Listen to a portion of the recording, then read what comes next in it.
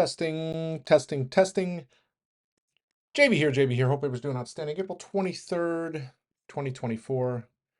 As always, just going to talk really quick about the markets. Really quick recap on the VIX, the 50-day moving average.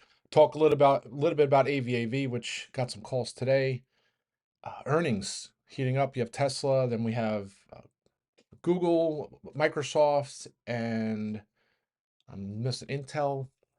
So a couple names reporting this week. So it should be fun. I think 30% of the S&P reports and go from there. But first, take a look at the market here. And when I put the chart up, 505.74 here on the SPY. So over that 504.50 area, kind of was the line in the sand the last couple of weeks. We broke under that last week.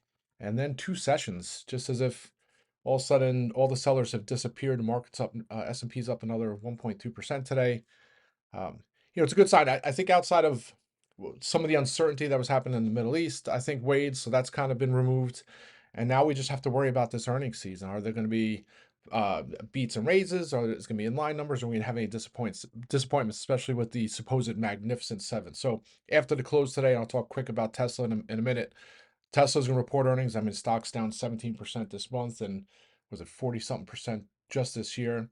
You already have people doing comparisons with some of these other names that, Ford and GM and its performance. So I'll talk quick about that. But we'll get into the markets here. Take a look at a SPY. Riding this lower Bollinger Band down to it was 494.65 was a lower Bollinger Band. Tested out yesterday, bounced, and it seemed like the market was finding some footing in the morning, gapped higher, and then it looked like we might reverse into the afternoon. And then at 1 o'clock, the magical hand came in pretty much while I was on audio, and markets broke through that 500 handle. I think we got up to 502 and change, sold off a little bit into the close. And then today it's more resumption of the uptrend. Futures opened slightly higher, and it's just been a nice melt to the upside ever since. The VIX, which I talked about, that trend line, finally broke under that 1750 yesterday, and here we are under 16. So pretty much almost back to where we were only a couple weeks ago. So I think that all bodes well. I'm not going to sit here and I say not to put my parachute on, but I don't want to get too overly aggressive on the call side and add too many positions to play for upside until we see some of these earnings come out this week. It doesn't make sense. And I talk a lot about these analysts that come out with upgrades or downgrades on a stock the day before their earnings. Like, why would you do any kind of change on a company when they have a possible binary event where they might miss or beat, and the stock could totally screw up your fundamental analysis on the name just from one earnings report, but you go out and you raise the price target or lower the price target the day before. It doesn't make sense. So tomorrow's probably the big day, and let's see who else. Well, actually, Thursday is the biggest day for earnings. Let's see if I have it up here. Of course, I didn't put it on. There's 116 companies reporting tomorrow after the close. Facebook, Ford, IBM, Chipotle, ServiceNow, VKTX, which I'll talk about in a second, which I did my rant yesterday. Align Technology is a name I've traded on and off. Has had some outsized moves for earnings. That kind of looks interesting. So a lot of names. So the VIX is back under that downtrend, which is a good sign. And then last but not least, that 50-day moving average, the amount 500 on the S&P 500, 46% of the stocks are now above their 50-day moving average. Only 3 or 4 sessions ago was 30%. So I think that all bodes well. I'm a big 50-day moving average, 200-day moving average person. The short-term trend, if that starts to go, when stocks start going over that means we're starting to head up into a nice uptrend. And then obviously on the flip side, when things start to reverse, some of these names start breaking through to 50. That's where you get a little worried for downside. So I think things are looking pretty good here this week. 504.50 on the SPY, some strong support resistance now. We're at 505 and change, and then we go back up. I don't know if we'll get into 512s this week, but if we do have some good earnings for Facebook tomorrow, and then Microsoft and Google on Thursday. You also have Intel on Thursday. Roku's reporting. As much as I want to trade Roku, I'll talk about that on a rant probably tomorrow. Roku's been selling off and probably looks like, hey, maybe it's a bounce candidate, but I think some of that landscape has changed a little bit, at least short term, and you have to deal with Walmart, and so I think that makes it a little iffy. All right, so that's the markets. Talk quick about AVAV, AeroVironment, right? So it's if you haven't heard this name before, it was one of my top 5 stocks many years ago, back when it was like $60 or somewhere in there, maybe it was 50. They make drones, military, for the military, residential, commercial as well. It's one of those names that has come under pressure by short sellers saying their products, their drones are garbage. It's like someone created them and then taped on military devices, cameras, things like. They don't think they're very high tech. But needless to say, the government did do some orders when the Ukraine Russia situation started to escalate, and they just actually did some more orders recently for the Switchblade 300. I talked about it too. There was an article, I don't know if it was in the Wall Street Journal, where they talked about the drones being used on in Ukraine, and they did mention AVAV a little bit, saying that Russia is able to jam uh, the frequency, so they're not as applicable on the battlefield as they should be. I don't know the case with that, but it does look like they continue to be getting orders, and AVAV has a huge backlog. I don't know the exact number now, but it's fundamentally sound, no debt, hundreds of millions of dollars in cash, huge order backlog. And then this morning, and I hate companies that use the AI buzzword now, but they did unveil a new AI capability and autonomy kit for their unarmed systems. So any upgrades to their products that are already out on the field or that have already been sold, I think that bodes well because that's the future, right? So anyway, I was looking at AV for a while anyway, especially with the escalating tensions in the Middle East. It's been sitting here. You look at tight Bollinger Bands since the middle of April, and now it's starting to finally break out. So nice move here today. I think it gets over 160. I was actually looking at the 170 strikes. Was I looking at the 170s? Yeah, and I think I was trying to put a bid in at the open. I couldn't get filled, so then I went lower and got the 165s, just in case it does pull back, the premiums will hold up. But at some point, if I get a chance, and I was hoping I was going to get a chance when it neared 160 at 1 o'clock to lock some into cover course, didn't get an opportunity. Hopefully, I'll get another chance either later today or tomorrow, and then just ride the freebies. Plenty of time on those strikes. And if you look at AVAV, when does it report earnings? Oh, it's not doing it. Let's see here. June. So yeah, it'd be nice to get the premium grab, and it would hold premiums better if I got the June strikes, but they were expensive, so I'll just hold the Mays. So that's AVAV. Not much here to add on DELL. 121 is kind of the trend line that I've posted in the chat room and on the watch list for the last couple sessions. Got up to 121 today. Fell back down. It's trading right here at 120. Still think at some point it's going to have that move it had at the start of April where it's hits lows and then all of a sudden it just embarks on a 12 to 15% move to the upside in a matter of a couple sessions. I think it's doing the higher lows, higher highs situation. I think it's going to trade over 140. Hopefully next week at some point, pending any craziness with earnings or craziness with the market. But still love this name. As much as I would like to add more strikes, I'll just hold what I have for now, which is what I've been doing. It's been volatile. Yeah, hopefully it gets volatile to the upside, and we're looking tomorrow 125, 130. It's finally starting to look pretty good. Whereas yesterday, even with the market bouncing, was kind of chopping around. It wasn't really moving to the upside, which was a little concerning. It looks a little better here today. So hopefully that trend continues like DELL going forward. For upside, why am I not over here? Okay. A couple names I've been looking for the earnings, and Thursday morning is three names that I really like. I already talked about UnitedRentals, and I was looking at the premiums on some of these names. It's very hard to play URI for calls. So of course I was looking at the open. Then the stock gapped from six. I think it opened at 6:30. No, it closed yesterday at 6:30, and then it just gapped. It opened at 6:40, and the next thing you know, it's at 660, and the premiums even all the way up into the 720, 725 range they're just too high on a risk reward basis. Even right now, for me, and it's not the most liquid name, so it doesn't move around too much, but I think it's going to trade up over 700 after earnings, but I'm not willing to pay, the $700 calls are 6 by 7. So you got to hope for an over 7% move on the stock, and it's already up 5% today. So and even if it does, what are those calls going to be? Maybe they're going to be $10. So is it worth, if you get 10 contracts for $7,000, to make a possible $3,000 on that $7,000, and the other possibility of they're going bidless if the company posts a inline number or a miss and the stock tumbles, and then those are bidless. So that's not the type of risk reward I like. So I'll probably pass, but I'll probably be kicking myself Thursday morning when the thing's 7:20, 7:30. GWW Grainger, that's the other one I've been looking at. Similar story. The only difference with GWW is they have monthly strikes. So when you have monthly strikes, you're able to capture a little bit of time. Those don't look too bad. It's just, for me, on the risk reward basis, I have to go up near like 1080, and the stock is trading at 955 right now. So 1080, and you know, if you look at the May strikes, earnings are Thursday morning, but you're also getting, where am I looking here?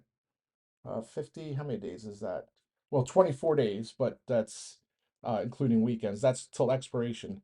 But they have earnings Thursday morning. So a big beat and raise, maybe it trades into the thousands, the 10, 1070s or so might be a triple or so. But again, the risk to to hold those calls into earnings with the possibility that even if it's a strong number, maybe the stock doesn't move far enough and it's a premium crush.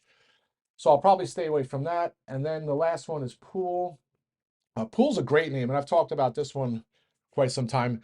Not They have an install base, so not only do they install the pools, but then they have maintenance agreements. So when you have a larger install base, so especially when COVID happened, all these folks were getting pools in their backyard, trying to create oases and vacations in their backyard because they couldn't travel anywhere. Now those pools, a lot of people don't either don't know how to take care of their pool, and B, they don't want to take care of their pool. So with that comes these service contracts. They open the pools, they maintain them, they close the pools. So you have a recurring revenue stream for all those pools you install. And who, I don't know their capture rate, but uh, it's a great story. So another name, the premiums are a little expensive, only made strikes. It's here at 376.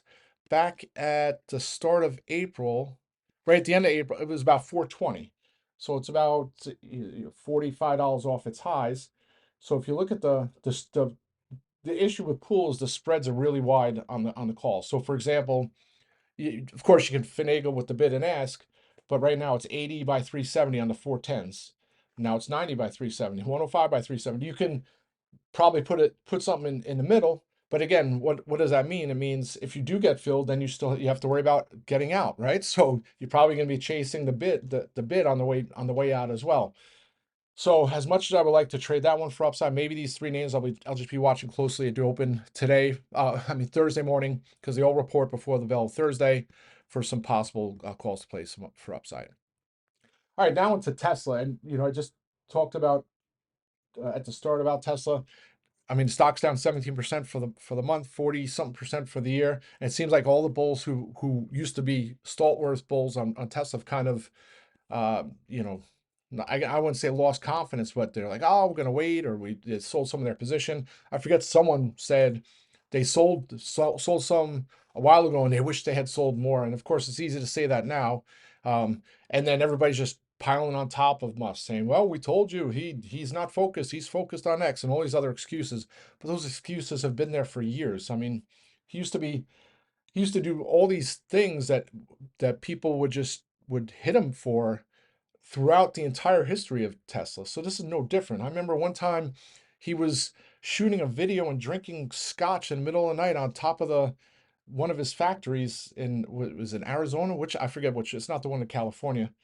Uh, and everybody just railed on him. What's he doing there? He's drinking on top of the building, or or he was doing shrooms. I don't even know what it was, but I'm like, anyway. That's many eons ago, many thousands of percent ago on Tesla. I'm not saying this is the bottom here, but I'm surprised the implied move. It's only, I think it's 10% right now. And am I right? Let's see. It was 100. It was $14.50, and it's a 145.60. So 10% implied move. So I mean, the premiums on the call side on a historical basis look pretty inexpensive. I mean, if there's any kind of surprise, I'm sure he's going to spin a tail during the conference call. 170s or 67 by 70. And not only that, it's a Tuesday afternoon, so you still have 3 more days till expiration. There's rarely times I've looked at Tesla for a possible lotto play. I'm not going to do it today, but on a risk reward basis, I'm like, wow, the 165, 170s look interesting.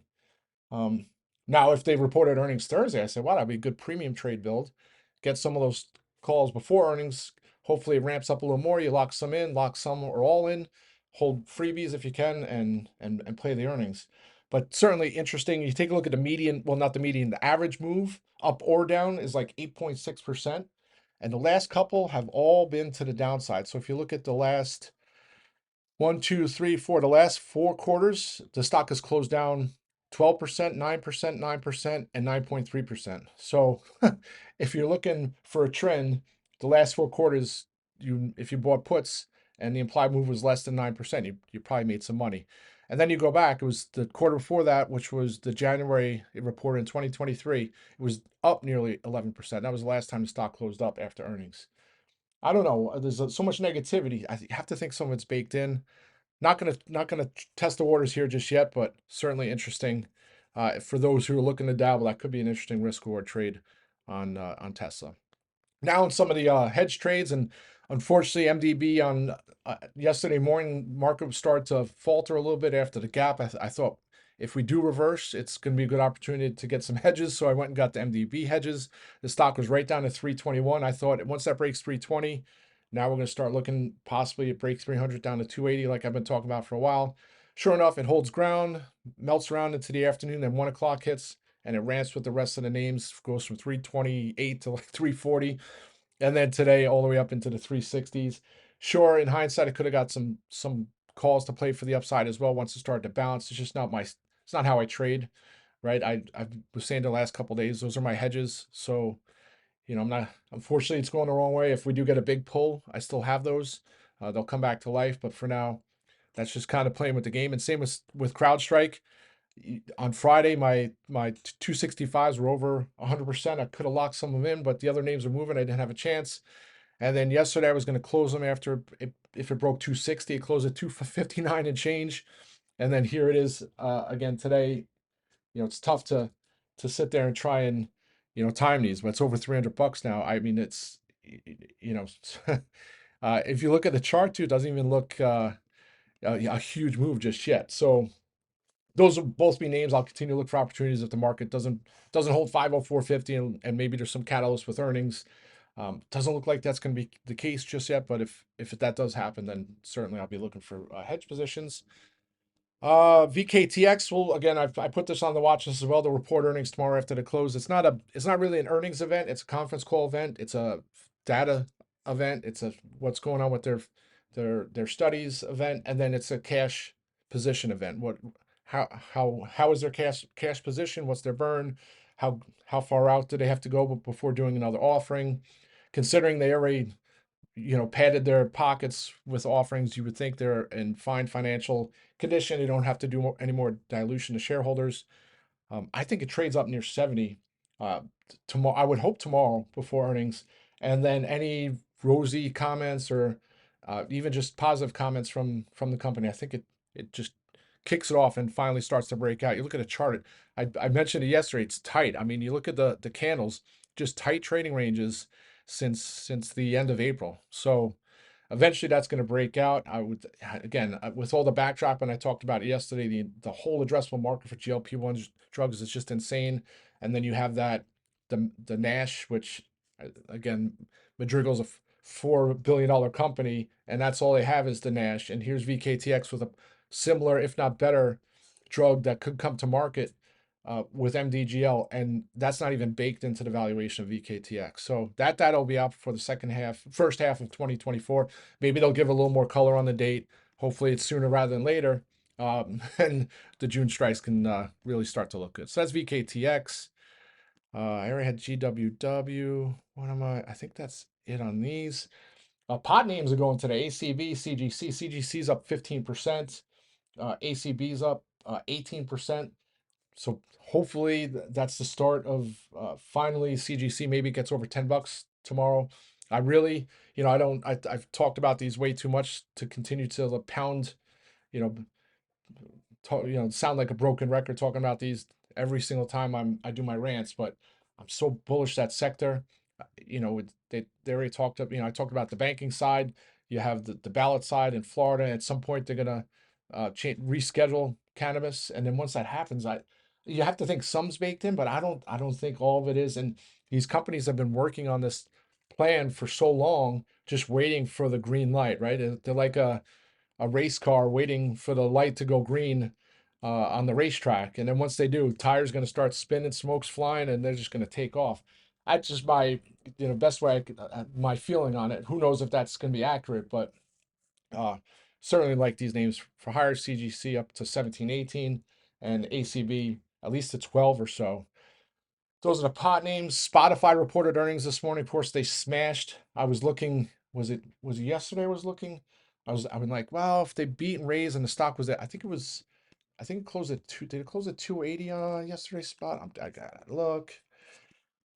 It might have closed at 270 yesterday. Is that right? Monday, open, high, low, close. Closed at 272. Here it is at 310. But anyway, so the risk reward, I'm thinking maybe it trades up into the low 300s. And even that, I was looking at the premiums. I thought it was tough to do a decent risk reward trade on spot. Even the 320s, I think. I have to go back and see what my rant was. But you look at the 320s, I mean, now that the stock is kind of settled, the 320 calls are 226 by 255. So they're up 100%. So if you bought the calls at the close yesterday, the 320s, and then you held through right now, you're up 100%. I mean, it's great to be up 100%, but is that worth the risk if they had missed? I don't know. So that's my way of rationalize missing the move. Probably could have grabbed some at the open, but I didn't look at the prices. I probably could pull. Let's see what they open. So let's say you got the 320s at the open. The 320s. Come on. Let's see. Can I copy that? Hang on one second. I just want to see what the 320s open. So, all right. So the 320s open at 85 cents, right? Pretty much right off the bat. Who knows what the bid ask was at the open on those? Actually, did they open? I have to put the 1 minute chart. Sorry, folks. Hang on. Yeah. So someone got them at 85 cents at the open, 96 cents. Then they spiked all the way to $5. Someone got sold them at 543 and 931 in the morning. And then they went all the way back down to $1.75. They went up to 6 in the afternoon. Now they're back here at 252. So they fluctuated. You probably would have locked them in at $5 or $6. But certainly, great. Spotify is great now. I've said it for the last a couple months or so. Everybody talks about the moat around the business and stuff, and it's like one of the best businesses out there, Spotify. I think that's it. I think that's my rant. I'm trying to think. Dell's sitting here at 120. Hopefully that gets going. CDLX at some point they're going to report earnings. I don't know if they did their date yet. I'm still looking to add something. Probably. Oh, it says estimated date is in 9 days. I have to go see if they confirmed.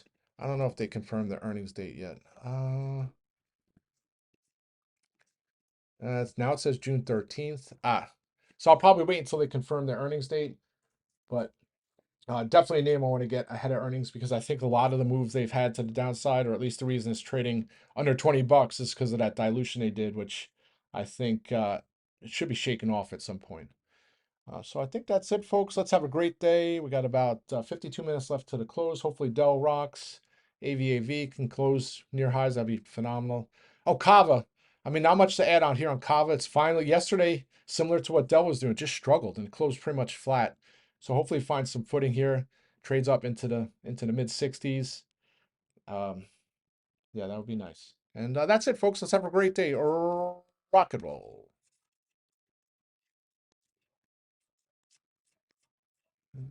Let's see here. Okay.